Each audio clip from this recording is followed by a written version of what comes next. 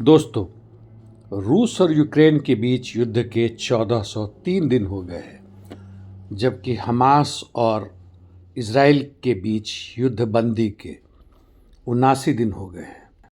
आज पहले यूक्रेन और रूस के बीच युद्ध की स्थिति को देखते हैं।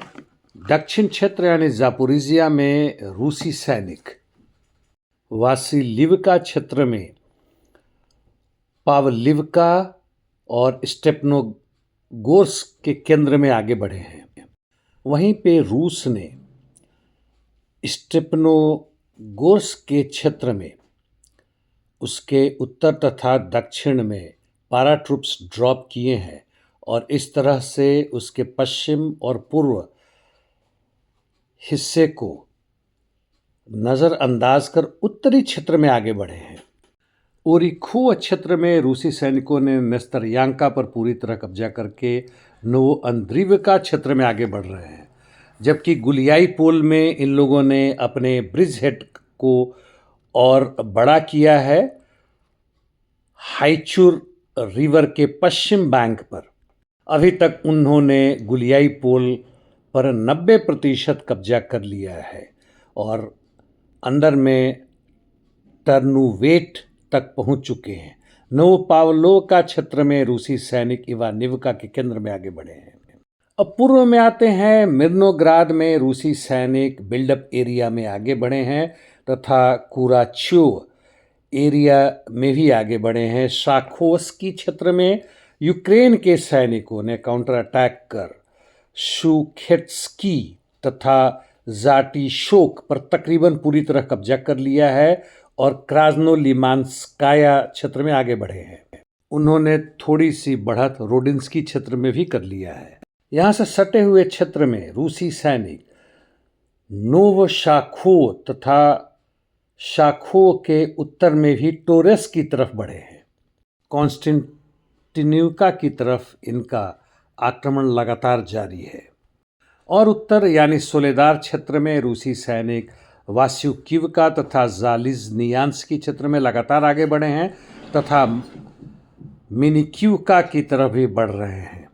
सिवेर्स्क में इन लोगों ने स्वियातो पोक्रोवस्कोए क्षेत्र में आगे बढ़े हैं तथा रिजनिकिवका के उत्तर तक पहुंच चुके हैं। नॉर्थ ईस्ट यूक्रेन में आते हैं। लिमान में अभी तक पिछले कुछ दिनों में पोजिशनल बैटल जारी है, जबकि कुपियांस्क में भी कोई स्थिति में खास परिवर्तन नहीं आया है। रूसी सैनिक केवल उत्तर पूर्व क्षेत्र में उन्होंने अपनी पकड़ को मजबूत बनाए रखा है, बाकी हिस्सा तो यूक्रेन के सैनिकों ने वापस ले लिया है। अब खार्कोव के उत्तर में आते हैं।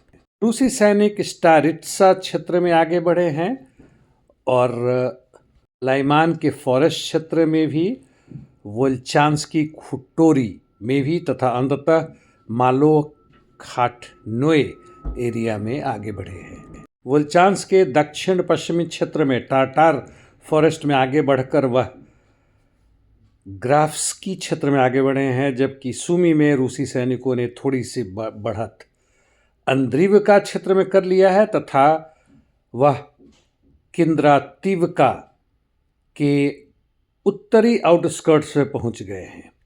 इंटरडिक्शन मिशंस वैसे ही जारी है और पिछले कुछ हफ्तों में हम देखें तो कुपियांस्क में यूक्रेन के सैनिकों का ज़बरदस्त इनिशिएटिव है और रूसी सैनिक किसी न किसी तरह से रोकने में असमर्थ नहीं हो पा रहे हैं, पीछे हटे हैं।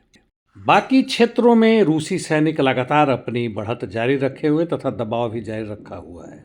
वैसे एक आकलन के हिसाब से 1400 दिनों के लड़ाई के बाद से रूसी सैनिक तकरीबन 91,000 से 92,000 स्क्वायर किलोमीटर यूक्रेन के क्षेत्र पर कब्जा किया हुआ है, जो करीब 15% है। यदि हम क्रीमिया को जोड़ लें तो यह 19.69 यानी मान लें कि 20% उनके हिस्से में है। मुख्य रूप से डीपीआर में 99% तथा कर्सों में 75% और अन्य जगहों में थोड़ा मोड़ा क्षेत्र पर रूसी सैनिकों का कब्जा है।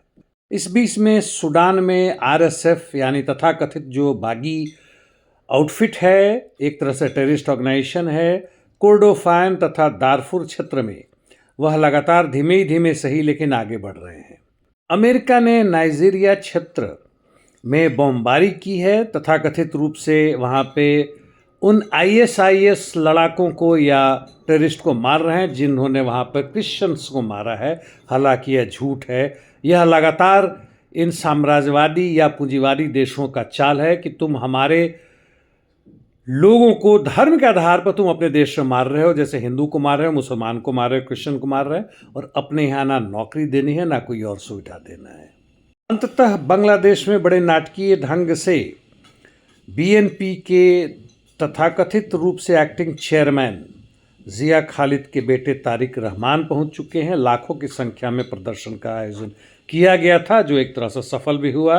यानी 1 वर्ष पहले जो वहाँ तथाकथित रूप से क्रांति हुई थी छात्रों, युवकों, बेरोजगारों द्वारा, वह अब ध्वस्त हो चुका है। चाहे BNP सत्ता में रहे या अवामी लीग रहे, कोई अंतर नहीं पड़ता है। चाहे उसमें भारत का हस्तक्षेप हो या अमेरिका का हो, उससे भी कोई अंतर नहीं पड़ता है। जहाँ तक रूस और यूक्रेन के बीच युद्धबंदी की बात है, ट्रंप को बहुत उम्मीद है कि वहाँ पे वह शांति करवा के बहुत भारी मात्रा में मुनाफा कमाएंगे वहाँ पे यूरोपियन यूनियन को हटाकर, और रूस और यूक्रेन दोनों के साथ वह वहाँ पर रेयर अर्थ एलिमेंट और तेल तथा अनाज और अन्य चीज़ों का व्यापार कर पाएंगे और वहाँ से खुलेआम रूप से लूट पाएंगे। आज के लिए इतना ही दोस्तों, धन्यवाद।